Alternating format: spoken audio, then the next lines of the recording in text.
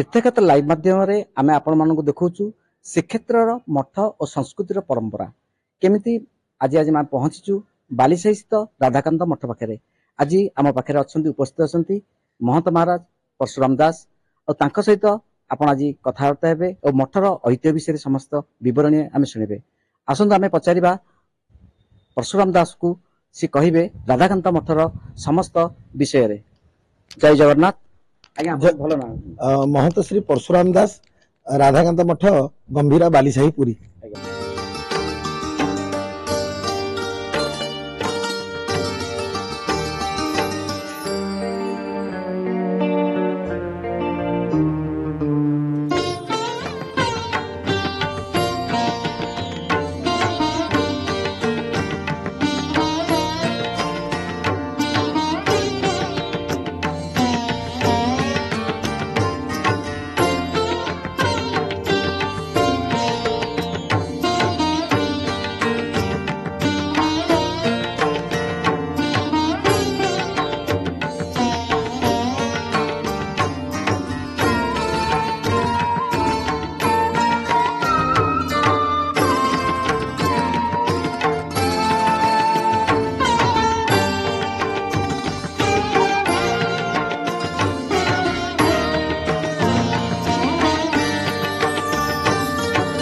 मठर ऐतिह्य बहुत पुरातन कहवाक गले जगन्नाथ साथी गोटे टंकार दुईटी पार्श्व भली थाए एवं अनेक नीतिकांति जगन्नाथ साथी मिसिकी थाए।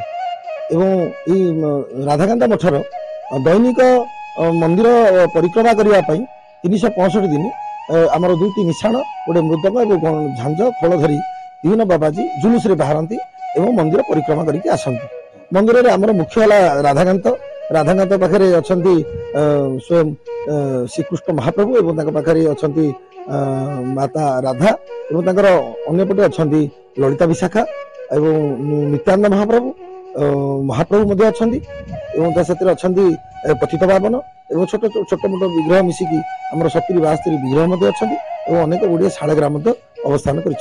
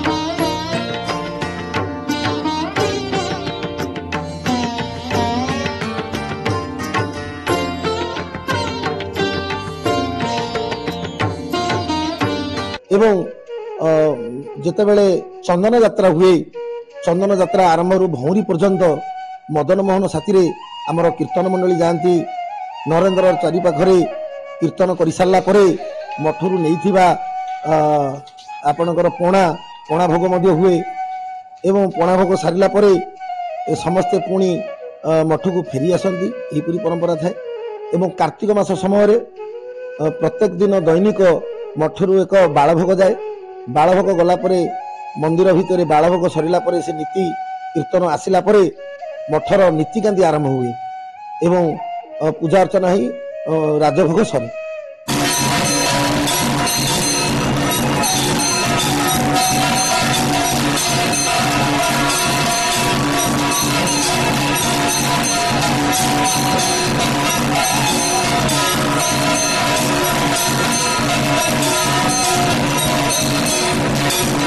धनु संक्रांति ठारू मकर संक्रांति पर्यंत आमर कीर्तन मंडली दैनंदिन मंदिर को गलापर वरुण निकट में स्वतंत्र भाव कीर्तन करि ठीक मकर दिन मकर संक्रांति दिन 3टी कुड़ुआरे मकर चाउल ତିଆରି ହୋଇ ମଠରୁ ଯାଇ ଶ୍ରୀ ଜଗନ୍ନାଥ ମନ୍ଦିରରେ ଜଗନ୍ନାଥଙ୍କୁ ସମର୍ପଣ ହୋଇଥାଏ। ଠିକ୍ 12 ବର୍ଷ ସମୟ ବା 18 ବର୍ଷ ସମୟରେ ଯେତେବେଳେ ନବକଳେବର ହୁଏ, ସେହି ନବକଳେବର ସମୟରେ ପ୍ରତ୍ୟେକ ଦାରୁକୁ ଆଣିବା ପାଇଁ 18ନଳା ପାଖରେ ଥିବା ପଲାମଚଣ୍ଡୀଙ୍କ ପାଖରୁ ସ୍ୱତନ୍ତ୍ର ଭାବରେ କୀର୍ତ୍ତନ କରି କରି ଆମର ଶ୍ରୀବିଗ୍ରହ ଦାରୁଙ୍କୁ ସ୍ୱତନ୍ତ୍ର ଭାବରେ ଆଣି ଉତ୍ତର ଦ୍ୱାର ପାଖରେ ପହଞ୍ଚ କରିଥାନ୍ତି। ଇଏ ମଧ୍ୟ ମଠର ଏକ ଅନନ୍ୟ ପରମ୍ପରା ଥାଏ। ଏହିଭଳି ଭାବରେ ବିଭିନ୍ନ ପରମ୍ପରାକୁ ନେଇ ଆମର ଶ୍ରୀମନ୍ଦିର ସାଥିରେ ରାଧାକାନ୍ତ ମଠ ବା ଗମ୍ଭୀରା ମଠର ସମ୍ପର୍କ ଏକ ଭଳି ଭାବରେ ପ୍ରଚଳିତ ହୋଇ ଆସୁଅଛି।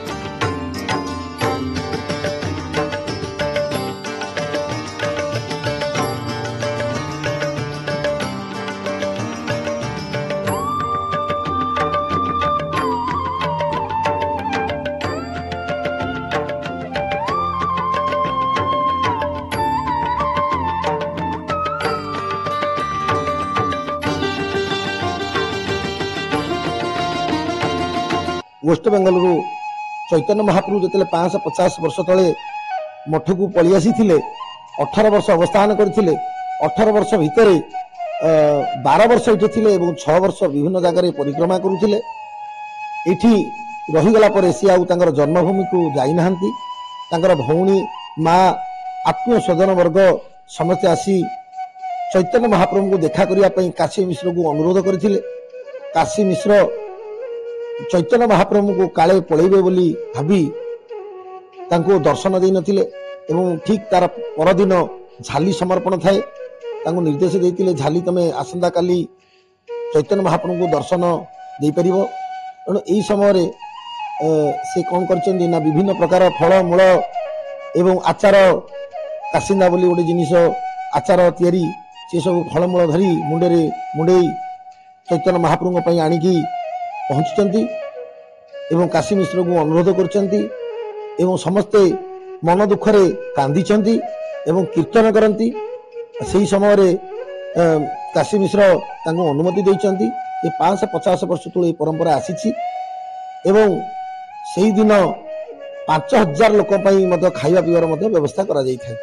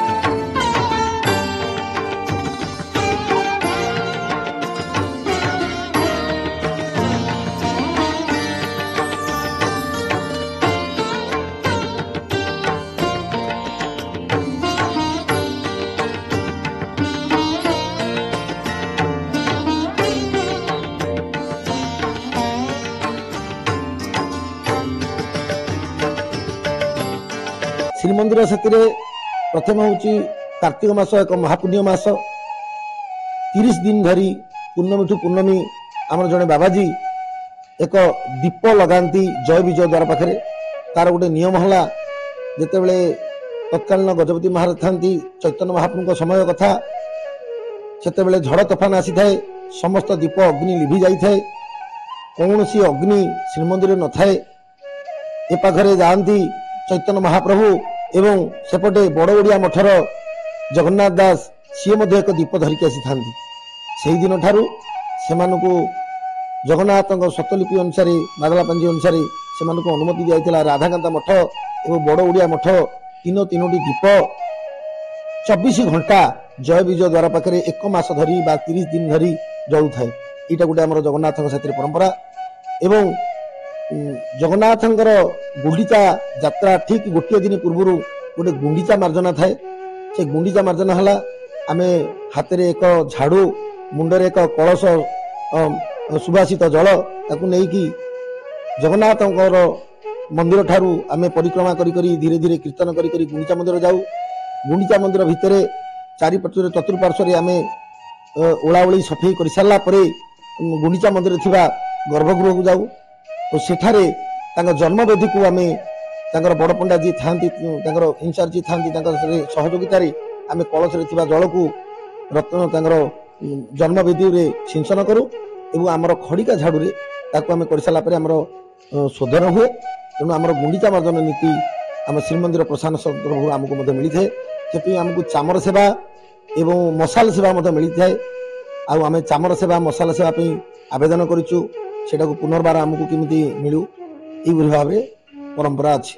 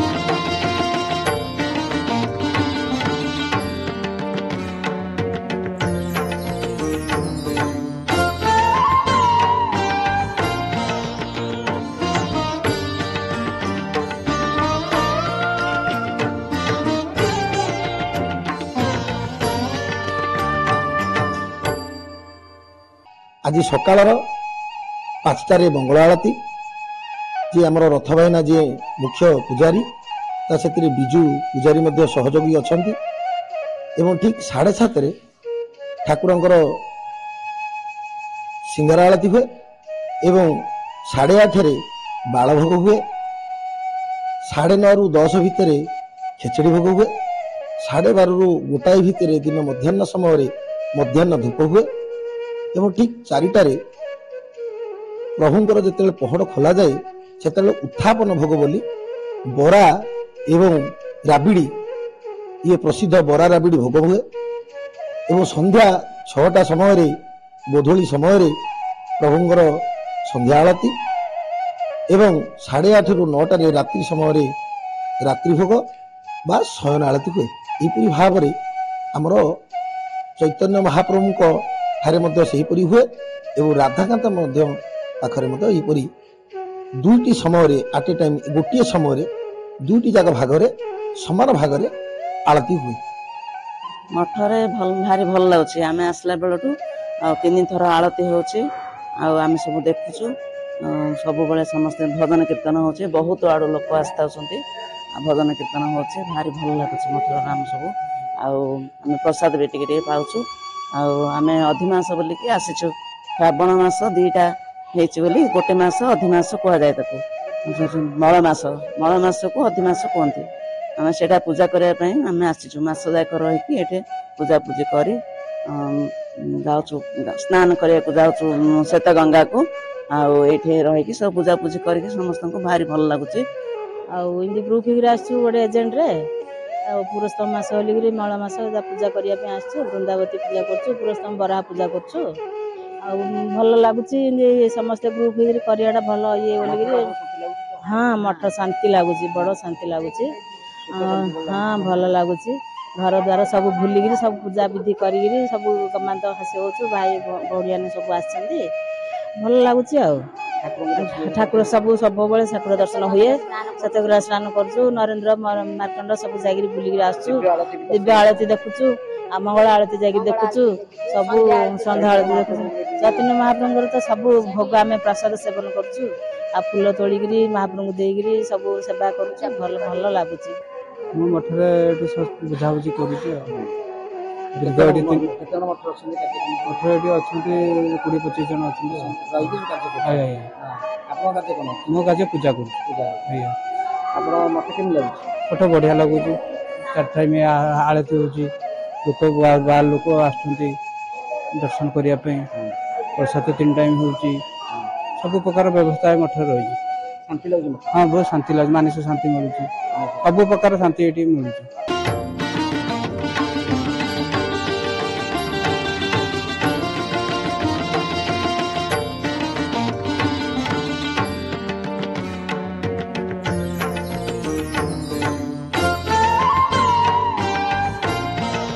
ସେମାନଙ୍କ ପାଇଁ ବିଭିନ୍ନ ପ୍ରକାର ବ୍ୟବସ୍ଥା ଅଛି। ସେମାନେ ଦୈନିକ ରାଜଭୋଗ ଯଦି ପ୍ରସାଦ ପାଇବେ ସେମାନଙ୍କୁ ରଖାଯାଇଛି 100 ଟଙ୍କା ଏବଂ ରାତ୍ରି ଭୋଜନ ପାଇଁ ରଖାଯାଇଛି 70 ଟଙ୍କା। ରହିବା ପାଇଁ 70ରୁ 80ଟି ଡବଲ ବେଡରୁମ୍ ଅଛି, ଯାହାକି ସେମାନେ ମାତ୍ର 400ରୁ 500 ଟଙ୍କା ଦେଇ ଡବଲ ବେଡରୁମ୍ର ଗୋଟିଏ ରାତ୍ରି ଯାପନ କରିବା ପାଇଁ ବ୍ୟବସ୍ଥା ଅଛି। ଏବଂ କୌଣସି ଅତିଥି ଯଦି ଆସନ୍ତି, ସ୍ୱଳ୍ପ ପଇସା ଯଦି ଅଭାବ ଅଛି, ସେମାନଙ୍କୁ ଗୋଟେ 100 ଟଙ୍କାରୁ ଆରମ୍ଭ କରିକି ଏବଂ 1500 ଟଙ୍କା ପର୍ଯ୍ୟନ୍ତ ବ୍ୟବସ୍ଥା ଅଛି। ଯେଉଁମାନେ ଏସିରେ ରହିବେ 1200ରୁ 1500 ଦେବେ ଏବଂ ଯେଉଁମାନେ ରହିବେ ଆମର ଭକ୍ତ ହେଇଥିବେ ସେମାନେ ଆମକୁ 400 ଟଙ୍କା ଦେବେ। ଏବଂ ଦୈନନ୍ଦିନ ନୀତି କରିବା ପାଇଁ ବିଭିନ୍ନ ପ୍ରକାର ଭକ୍ତ ଆସନ୍ତି, ବିଭିନ୍ନ ପ୍ରକାର ଡୋନେସନ୍ ମଧ୍ୟ ଦିଅନ୍ତି। କିଏ ଭୋଜନ ପାଇଁ ଡୋନେସନ୍ ଦେବେ, କିଏ ଠାକୁରଙ୍କ ସେବା କରିବା ପାଇଁ ଫୁଲ ତୁଳସୀ ଡୋନେସନ୍ ଦେବେ। ଏହିପରି ଭାବରେ ବିଭିନ୍ନ ପ୍ରକାର ଡୋନେସନ୍ ନେଉ ଏହି ମଠ ଚାଲେ। ଆପଣ ତ ଦେଖୁଥିଲେ ଶ୍ରୀକ୍ଷେତ୍ର ମଠ ଓ ସଂସ୍କୃତିର ପରମ୍ପରା ସହିତ ବାଲିସାହିସ୍ଥ ରାଧାକାନ୍ତ ମଠର କେମିତି ମହାପ୍ରଭୁଙ୍କ ସହିତ ଜଡ଼ିତ ଅଛି ମଠ। ଆଉ ଆଜି ଆମେ ଆପଣଙ୍କୁ ଦେଖାଉଥିଲୁ ମହାରାଜ ଆମ ପାଖରେ ପରଶୁରାମ ଦାସ ମହନ୍ତ ମହାରାଜ ବସିଛନ୍ତି ଏବଂ ସେ ସମସ୍ତ ବିବରଣୀ ମଠର ଆପଣଙ୍କୁ ପୁଙ୍ଖାନୁପୁଙ୍ଖନ ଦେଇଛନ୍ତି। ଏବଂ ମହନ୍ତଙ୍କଠୁ ଶୁଣି ଆମକୁ ବହୁତ ଖୁସି ଲାଗିଲା ଏବଂ ଆପଣମାନଙ୍କୁ ମଧ୍ୟ ବହୁତ ଖୁସି ଲାଗିଥିବ। ରାଧାକାନ୍ତ ମଠର କେମିତି ଭକ୍ତମାନେ ଶାନ୍ତି ଶୃଙ୍ଖଳା ସହିତ ରହୁଛନ୍ତି ଏବଂ ସବୁଦିନ କେମିତି ଖଞ୍ଜଣି ଆଉ ପାରମ୍ପରିକ ସହିତ ବେଶବାସ ମଧ୍ୟ ହେଉଛନ୍ତି ମହାପ୍ରଭୁ ଏବଂ ଖଞ୍ଜଣି ବାଜୁଛି, ସଂକୀର୍ତ୍ତନ ହେଉଛି, ସମସ୍ତ ଆଳତୀ ହେଉଛି ଏବଂ ମହାପ୍ରଭୁଙ୍କ ପାଖରେ ଭକ୍ତମାନେ ମଧ୍ୟ ପ୍ରସାଦ ସେବନ କରୁଛନ୍ତି। ଏବଂ ଏ ରାଧାକାନ୍ତ ମଠରେ ଭକ୍ତମାନେ ରହିକି ଶାନ୍ତି ଶୃଙ୍ଖଳା ସହିତ ଏବଂ ଶାନ୍ତି ବି ମିଳୁଛି। ରାଧାକାନ୍ତ ମଠ ଗମ୍ଭୀରରୁ କ୍ୟାମେରା ପର୍ସନ ରବି ଜେନାଙ୍କ ସହ ସୁଧାଂଶୁଙ୍କ ରିପୋର୍ଟ, ତୀର୍ଥକ୍ଷେତ୍ର ଲାଇଭ୍।